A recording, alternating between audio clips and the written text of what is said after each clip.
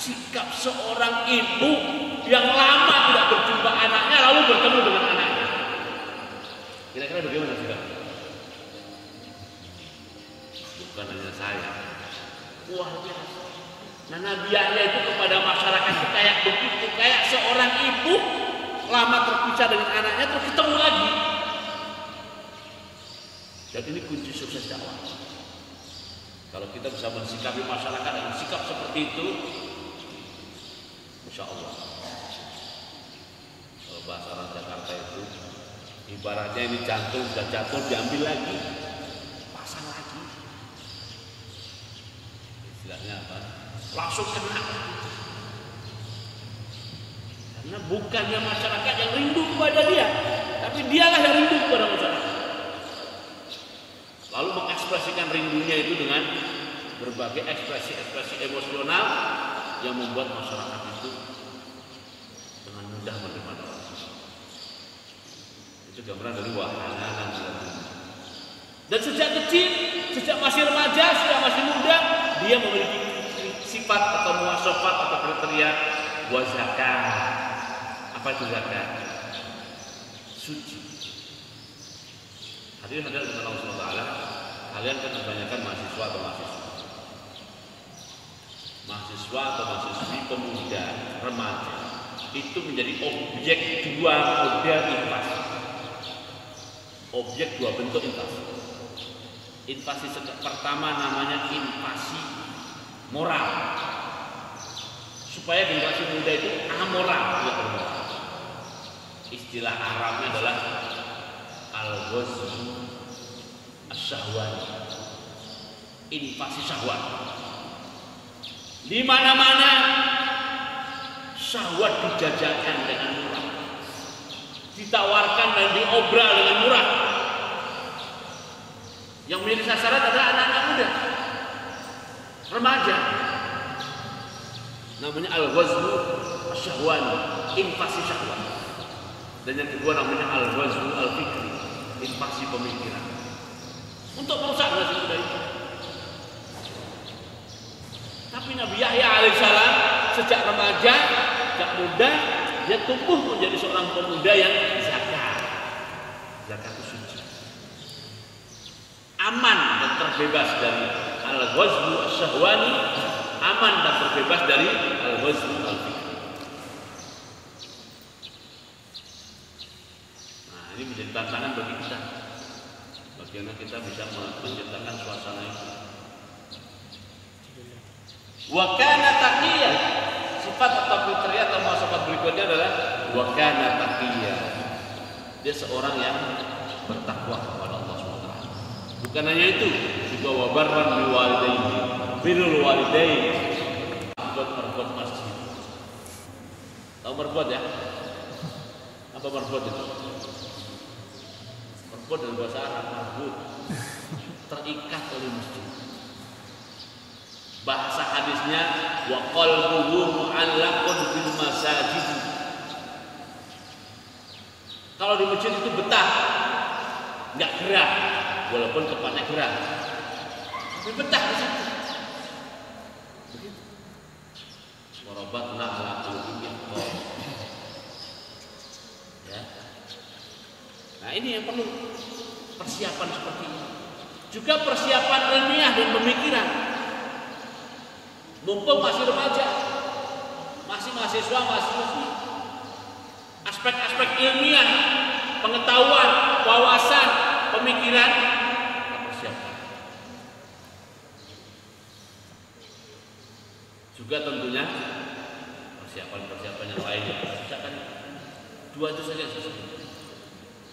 Sebab setelah era status mahasiswa berlalu, kita akan memasuki era baru. Namanya era khidmah ijtimai. Era memberikan pelayanan sosial. Saya membayangkan itu setelah era kemahasiswaan ini berlalu, di antara kalian ada yang pulang ke kampungnya. Persis isyarat dari Al-Qur'anul Karim. Isyaratnya gimana? Falaula nafara min kulli yatafaqahu fid-din wal yunziru qaumahum idza raja'u ilaihi la'allahum yahdharun. Bagusnya itu ada segolongan manusia min kulli ta'ifatin firqatun minhum, sekelompok dari mereka itu yang yatafaqahu fid-din, memperdalam pemahamannya terhadap agama ini. Belajar di sini untuk memperdalam pemahaman agama kita. Setelah itu apa? Wal yunziru qaumahum idza raja'u ilaihi, dan untuk memberikan peringatan kepada kaumnya saat mereka pulang kampung.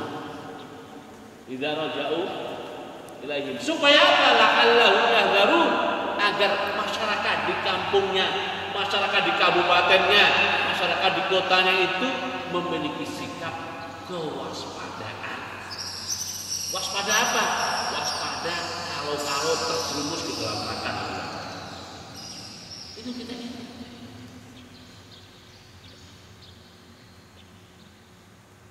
Jadi suatu saat pasti seperti itu. Kalau memang kampungnya sudah ramai yang di sana, pulang ke kampung orang lain. Mungkin bisa dibuat dari sini, disepakati siapa pulang ke Gunung Mas, pulang ke Katingan, contohnya lagi mungkin Muara,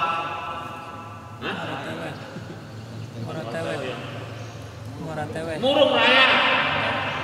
Itu tempat-tempat yang itu datangin semuanya nanti. Ada yang mengatakan, Ustaz, tapi kalau ke sana sendirian merasa nyaman, ya berdua.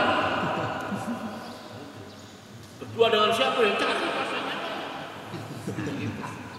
Supaya berdua.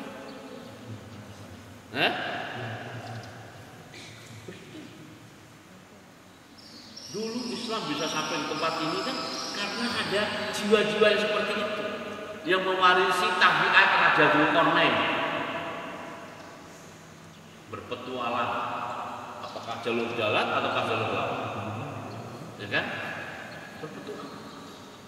Menurut catatan sejarah itu, Islam sudah sampai di Nusantara itu di zaman Utsman bin Affan radhiyallahu. Sudah sampai Nusantara ini, di zaman Khalifah Utsman bin Affan. Ini kan luar biasa.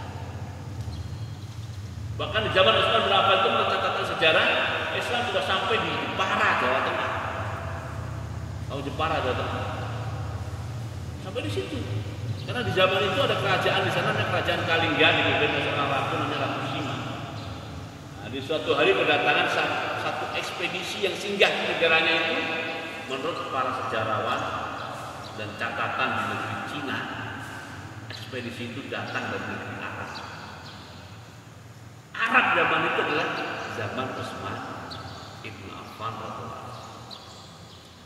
Dan ciri-ciri yang diceritakan dalam catatan Cina itu menggambarkan memang mereka orang Islam yang datang itu, bukan sembarang Arab. Arab yang Islam. Menurut catatan Cina itu. Dan Cina punya catatan-catatan sejarah. Karena memang ekspedisi itu dikirim oleh Utsman bin Affan untuk pergi ke Cina, tapi singgah dulu di kerajaan Kalingga. Jiwa seperti itulah yang merubah wajah dunia sekarang. Nah, kita tunggu wajah-wajah baru yang akan merubah sejarah tentang kita. Insya Allah ya. Allahu Akbar. Jadi